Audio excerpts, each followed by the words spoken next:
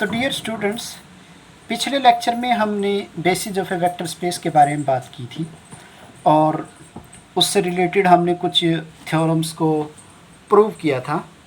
आज उसी से रिलेटेड हम जो है कुछ और थ्योरम्स को प्रूव करते हैं। उसमें अब हमारे पास थ्योरम्स है 2.13। तो चलिए देखते हैं इस थ्योरम में। इस थ्योरम में if S is a set of v1, v2, vn, set of n vector spans V, then any n plus 1 vectors in V are always linearly dependent. तो इस थ्योरम में if S is any set of n vectors and which spans the vector space V, then any n plus 1 vectors in V are always linearly dependent.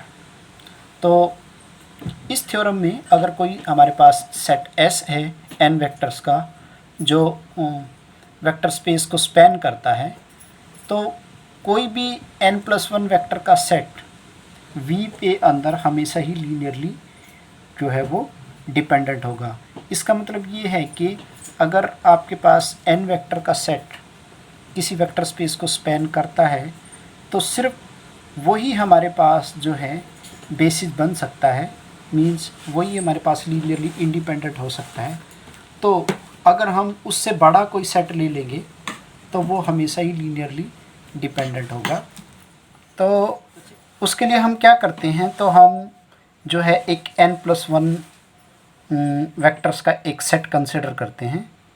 तो late T W1 W2 Wn plus 1, ये मैंने क्या किया, n plus 1 vector का एक set ले लिया, be any set इन कर लिया V के अंदर।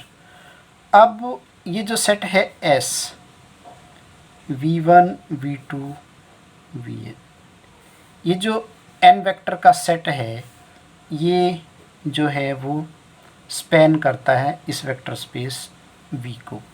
इसका मतलब है कि वेक्टर स्पेस का हर एक एलिमेंट जो है वो S के एलिमेंट के लीनियर कॉम्बिनेशंस में लिखा जा सकता है। अब ये जो W1 है ये भी V का एलिमेंट है, तो इसका मतलब है इस W1 को भी S के एलिमेंट के लीनियर कॉम्बिनेशन में लिखा जा सकता है। तो मैं इसको लिख देता हूँ। तो W1 is equal to A11 V1 plus A12 V2 and so on plus A1n Vn. In the same way W2 also a member of V, तो W2 को भी इनके लीनियर कॉम्बिनेशन में लिखा जा सकता है। तो लिख दो A21 V1 plus A22 V2 plus A2n Vn and so on. इस तरह से हम करते करते Wn प्लस 1 को भी जो है वो an plus 1 1 V1, an plus 1 2 V2 and so on an plus 1 n Vn। तो मैंने W1 W2 Wn प्लस 1 इन सारे के सारे एलिमेंट्स को जो है वो S के एलिमेंट्स के लीनियर कॉम्बिनेशंस में लिख दिया। अब मेरा टारगेट है T को लीनियरली डिपेंडेंट प्रूव करना। तो T को लीनियरली डिपेंडेंट प्रूव करने के लिए अगर मैं जो है कुछ ये तो T को लीनियरली डिपेंडेंट प्रूव करने के लिए अगर मैं कुछ इस तरह से प्रूव कर दूं कि there exist non zero scalars alpha 1 alpha 2 alpha n plus 1, not all 0, not all 0, such that alpha 1 W1 alpha 2 W2 plus alpha n plus 1 Wn plus 1 is equal to 0। अगर मैं कुछ ऐसा प्रूव कर देता हूँ तो ये मेरे पास जो है T लीनियरली डिपेंडेंट प्रूव हो जाएगा। तो इसको ऐसा प्रूव करने के लिए मैं क्या करता हूँ, एक सिस्टम ऑफ इक्वेशंस को कंसिडर करता हूँ, कंसिडर वो इक्वेशंस मुझे कैसे कंसिडर करनी है। आप ये पहला कॉलम देखो, इस पहले कॉलम में इस पहली एंट्री को a11 x1 plus a21 x2 and so on an plus 1 xn plus 1 is equal to 0। ये मैंने पहली इक्वेशन कंसिडर कर ली। और यहाँ से दूसरे कॉलम से a12 x1 a22 x2 and so on, last में an plus 1 2 xn plus 1 is equal to 0। और यहाँ से आपके पास एंड सो ऑन, लास्ट से मेरे पास a1n x1 plus a2n x2 and so on plus an plus 1 n xn plus 1 is equal to 0। तो मैंने ये सिस्टम ऑफ इक्वेशंस जो है वो कंसिडर कर लिया। अब इस सिस्टम ऑफ इक्वेशंस में देखो, आपके पास x1 x2 xn प्लस 1, आपके पास जो है वो n प्लस 1 वेरिएबल्स हैं, n प्लस 1 वेरिएबल्स हैं। और ये इक्वेशंस कितनी हैं आपके पास, 1 से लेकर के n तक, ये आपके पास n इक्वेशंस हैं। ये तो ये जो सिस्टम ऑफ इक्वेशंस आपने कंसिडर किया है, इसके अंदर आपके पास n इक्वेशंस हैं और n प्लस 1 वेरिएबल्स हैं। अब इस सिस्टम ऑफ इक्वेशंस का मुझे जो है वो सोल्यूशन फाइंड आउट करना है। तो मैं देखना चाहता हूँ इस सिस्टम ऑफ इक्वेशंस का जो सोल्यूशंस है वो कैसा होगा। अब आप एक छोटी सी चीज़ देखें, सपोज़ आपके पास जो है a1 x1 plus a2 x2 plus a3 x3 is equal to 0, b1 x1 b2 x2 b3 x3 is equal to 0। Suppose करो आपके पास ये दो इक्वेशंस हैं, यहाँ पे आपके पास ये दो इक्वेशंस हैं और आपके पास 3 वेरिएबल हैं। तो जब आप इन इक्वेशंस का सॉल्यूशन फाइंड आउट करोगे तो आपके पास एक वेरिएबल फ्री रहेगा, यानी कि इसके जो है वो इनफाइनाइटली मैनी सॉल्यूशंस आएंगे, एक से ज़्यादा सॉल्यूशंस आएंगे। क्यों? क्योंकि अगर आपके पास 2 वेरिएबल और 2 ही इक्वेशन होती तो उस केस में हमारे पास इस सिस्टम का यूनिक सॉल्यूशन एग्जिस्ट करता।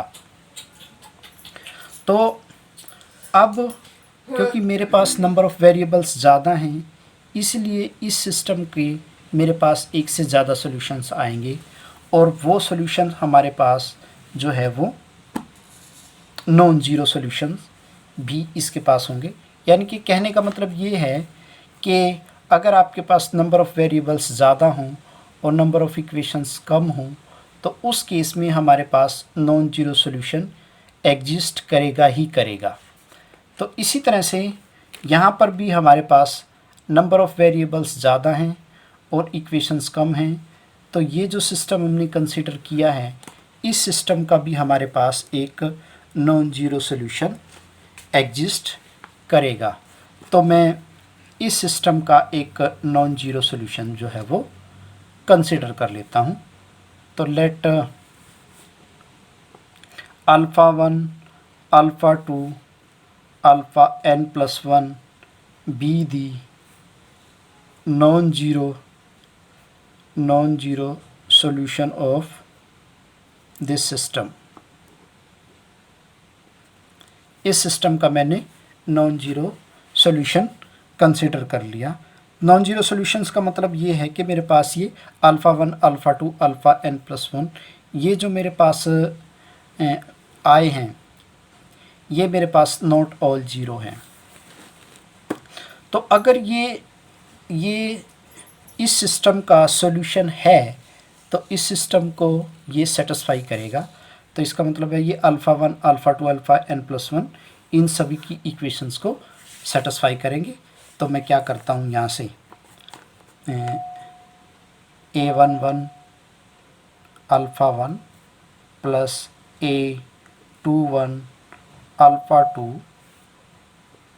Plus AN plus 1 alpha n plus 1, ये भी मेरे पास 0 होगा। और यहाँ से A12 alpha 1, A22 alpha 2 and so on AN plus 1 2 alpha n plus 1, this is equal to 0। और लास्ट से मेरे पास क्या आएगा, A1n alpha 1 A2n alpha 2 plus AN plus 1 n alpha n plus 1 is equal to 0। अब आपको क्या करना है, अब आपको पहली इक्वेशंस को तो V1 से मल्टीप्लाई करना है, दूसरी इक्वेशंस को V2 से मल्टीप्लाई करना है, और लास्ट वाली इक्वेशंस को Vn से मल्टीप्लाई करना है, और फिर बाद में इनको ऐड कर देना है। तो सबसे पहले मैं क्या करता हूँ, पहली इक्वेशंस को V1 से मल्टीप्लाई करता हूँ। तो ये मेरे पास क्या बनेगी, A11 alpha 1 V1 A21 alpha 2 V1 plus AN plus 1 alpha n plus 1 V1 is equal to 0। A12 alpha 1 V2, क्योंकि सेकंड इक्वेशन को मुझे V2 से मल्टीप्लाई करना है, तो A22 alpha 2 V2 and so on AN plus 1 2 alpha n plus 1 V2 is equal to 0 and so on. Last में मेरे पास A1n alpha 1 Vn A2n alpha 2 Vn and so on AN plus 1 n alpha n plus 1 Vn is equal to 0। अब मुझे इनको add कर देना है। तो देखो, जब मैं इनको ऐड करूँगा तो यहाँ से अल्फ़ा 1 अल्फ़ा 1 अल्फ़ा 1, इन सभी में से अल्फ़ा 1 कॉमन आएगा। तो यहाँ से जब ये अल्फ़ा 1 कॉमन आएगा तो मैं इनको ऐड करूँगा, तो ये मेरे पास बनेगा A11 V1 plus A12 V2 और यहाँ से plus A1n Vn plus second वाले कॉलम से देखो, सेकंड वाले कॉलम से आपके पास जो है वो अल्फ़ा 2 बाहर आएगा। तो यहाँ से आपके पास आएगा A21 V1 plus A22 V2 plus A2n Vn and so on. तो लास्ट में मेरे पास लास्ट में अल्फ़ा n प्लस 1 कॉमन आ जाएगा। तो अल्फ़ा n प्लस 1 कॉमन आ जाएगा, तो ये मेरे पास बनेगा AN plus 1 V1 AN plus 1 2 V2 and so on AN plus 1 n Vn और राइट साइड में मेरे पास बचेगा 0। तो ज़रा इस एलिमेंट को अब आप ध्यान से देख लो। ये वाला एलिमेंट आपके पास, ये वाला एलिमेंट आपके पास W1 के बराबर है, ये वाला एलिमेंट आपके पास W2 के बराबर है। तो यहाँ से मेरे पास आ गया alpha 1 W1 plus alpha 2 W2 and so on alpha n plus 1 Wn plus 1 is equal to 0। तो this linear combination is equal to 0, but आप ये ऑलरेडी प्रूव कर चुके हो कि alpha 1 alpha 2 alpha n plus 1 there are not all 0। तो it means this shows that आपके पास T जो सेट है W1 W2 Wn प्लस 1 यानी कि n+1 एलिमेंट का ये जो सेट है T, ये आपके पास लीनियरली डिपेंडेंट प्रूव हो गया और यही चीज़ आपको इसमें प्रूव करनी थी। So this completes the proof of this theorem. तो चलिए अब हम एक थ्योरम और देख लेते हैं। इस थ्योरम का नाम है 2.11.1। If S be a basis of this vector space V, then every element of V can be uniquely expressed as the linear combination of V1, V2, Vn and conversely। तो इस थ्योरम में क्या कह रहा है कि अगर मान लो मेरे पास S कोई वेक्टर स्पेस का बेसिस है, तो इस वेक्टर स्पेस V का हर एक एलिमेंट जो है वो S के एलिमेंट के लीनियर कॉम्बिनेशन में लिखा जा सकता है इन ए यूनिक वे। एंड और इसका कन्वर्स पार्ट क्या कहता है कि अगर किसी वेक्टर स्पेस V का हर एक एलिमेंट S के एलिमेंट के लीनियर कॉम्बिनेशंस में लिखा जा सके in a unique way, then this set S will becomes a basis. तो चलिए इसका प्रूफ हम देख लेते हैं। तो मैं क्या करता हूँ, मैं सबसे पहले ये सपोज कर लेता हूँ कि सपोज S जो है वो V का बेसिस है। सपोज S जो है वो V1, V2, Vn बी ए, मान लो ये जो है S जो है वो V का बेसिस है। अब मुझे प्रूव क्या करना है कि V का कोई भी एलिमेंट, V का हर एक एलिमेंट जो है वो S के एलिमेंट के लीनियर कॉम्बिनेशन में लिखा जा सकता है इन ए यूनिक वे। तो इसके लिए मैं क्या करता हूँ, लेट इस वेक्टर स्पेस का एक एलिमेंट ले लेता हूँ V। तो क्योंकि S जो है वो बेसिस है, तो बेसिस है तो इस V को S के एलिमेंट की लीनियर कॉम्बिनेशंस में लिखा जा सकता है। तो V को लिखा जा सकता है A1 V1 A2 V2 plus AN Vn। मुझे प्रूव क्या करना है कि ये V का ये जो एक्सप्रेशन है वो यूनिक है। V को सिर्फ यूनिक तरीके से ही जो है वो S के एलिमेंट के लीनियर कॉम्बिनेशन में लिखा जा सकता है।